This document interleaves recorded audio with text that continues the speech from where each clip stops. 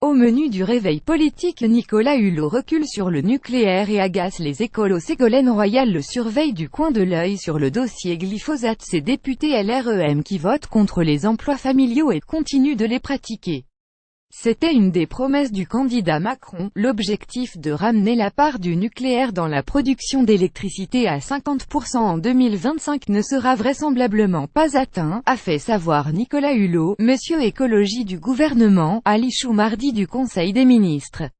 Il sera difficile de tenir ce calendrier de 2025 sauf à relancer la production d'électricité à base d'énergie fossile, a-t-il expliqué, évoquant ensuite, dans la soirée une nouvelle échéance, 2030 ou 2035. Le ministre de la Transition écologique explique cette décision en s'appuyant sur des études du gestionnaire du réseau de transport d'électricité RTE, qui estime que l'objectif de 2025 sera difficile à atteindre sans augmenter dans le même temps les émissions de CO2, nouvelle déception donc pour les militants écologistes, lassés des renoncements de la caution verte. Nicolas Hulot, ce n'est pas en reculant sur le nucléaire que la lutte contre les dérèglements climatiques s'accélérera, a ainsi dénoncé Greenpeace.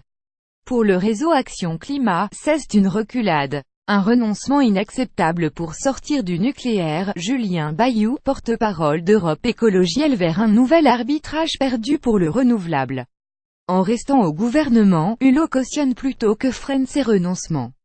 Réaction ce mercredi matin de Delphine Batho, ancienne ministre PS de l'écologie qui connaît la sur France Info. On reporte, tout est fait comme si un statu quo était organisé. La baisse à 50% du nucléaire repoussée. Hulot face aux écolos en colère. L'avertissement de Royal sur le glyphosate, et la réponse de Hulot. Autre sujet sensible pour Nicolas Hulot.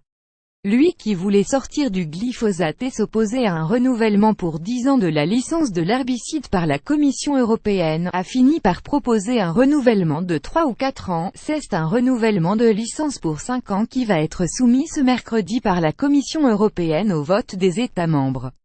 Très utilisé dans l'agriculture, le glyphosate est accusé de provoquer des cancers. Glyphosate, le pire scandale sanitaire du XXIe siècle. Il faut rester ferme malgré les pressions de la Commission européenne, des industriels et de certains agriculteurs, a estimé l'ancienne ministre de l'Environnement sur RMC et BFM TV mardi. Pour elle, le renouvellement à 5 ans est une très mauvaise idée. À Nicolas Hulot de ne pas l'accepter, de ne rien laisser passer. Le Conseil n'a pas franchement plu au principal intéressé, qui a répondu ce mercredi matin sur RMC et BFM TV qu'il n'avait pas besoin de ce Conseil. Hulot s'agace contre Royal. Elle me demande de rester ferme. Je me batte, je n'ai pas besoin de ce conseil. pic.twitter.com 66BWXJGP BFM TV @BFM TV 8 novembre 2017. L'abus du jour. Les députés LREM embauchent aussi leurs familiers. N'êtes pas gênés par la contradiction. Plusieurs députés En Marche ayant voté l'interdiction des emplois familiaux à l'Assemblée nationale n'hésitent pas à pratiquer les embauches croisées pour faire travailler les enfants de leurs camarades, révèle Street Press. Recruter conjoint ou enfant est désormais passible de 45 000 € d'amende et de 3 ans d'emprisonnement. L'astuce est classique, il suffit de faire embaucher le membre de sa famille par un député ami. Emplois familiaux. Le bidouillage d'un sénateur LR pour contourner la loi 1. Christophe Arend, député de Moselle, par ailleurs accusé d'agression sexuelle, a pour attachée parlementaire la fille d'une autre députée de Moselle, Nicole Triss. Bertrand Sor, élu dans la Manche, est l'employeur de la fille de Patrick Vignal, député de l'Hérault. Chez LR, l'élu de l'Aube Valérie Basile Magras emploie la fille et la belle-fille de Jean-Claude Mathis, député sortant devenu suppléant.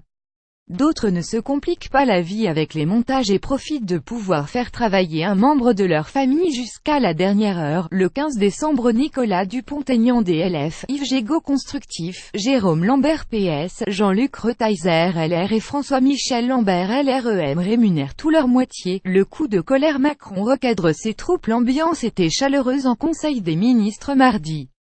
Emmanuel Macron, qui a probablement lu cet article du Parisien consacré lundi au cesse de remaniement, a mis les choses au clair avec ses troupes. Séléchi serait bien avisé de s'abstenir de se tirer dans les pattes par médias interposés. Je ne cautionne en rien ces propos, a ainsi déclaré Emmanuel Macron à ses ministres, selon le Parisien. Un remaniement est attendu d'ici au 18 novembre, date à laquelle le porte-parole du gouvernement Christophe Castaner prendra la tête de La République En Marche. 10 choses à savoir sur Christophe Castaner, futur patron de La République En Marche. Le bug du jour: Mélenchon est le 29e État membre et a-t-il choisi d'intégrer la Catalogne à l'Union européenne? Jean-Luc Mélenchon, député de la France Insoumise de Marseille, a provoqué l'étonnement en déclarant mardi à l'Assemblée nationale qu'il n'était pas opposé à ce qu'un drapeau de l'U à 29 étoiles y soit installé. L'U ne compte pourtant que 28 États membres. Pour le drapeau à 12 étoiles, en revanche, c'est toujours non.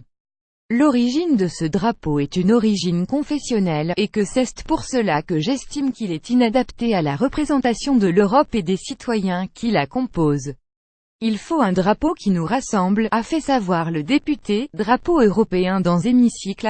Gilles Mélenchon accepterait un drapeau à 29 étoiles direct en pic.twitter.com svvm072 lcp @lcp 7 novembre 2017. Le drapeau européen, un symbole chrétien. Les Insoumis relancent la controverse. Les conseils lecture du jour: non, les Panama Papers n'ont pas servi à rien. Ces enquêtes internationales font bien progresser la lutte contre les paradis fiscaux, même s'il reste du travail, nous explique Timothée Villard.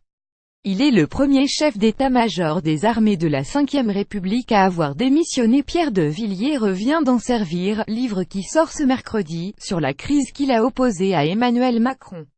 Le Monde en publie les bonnes feuilles.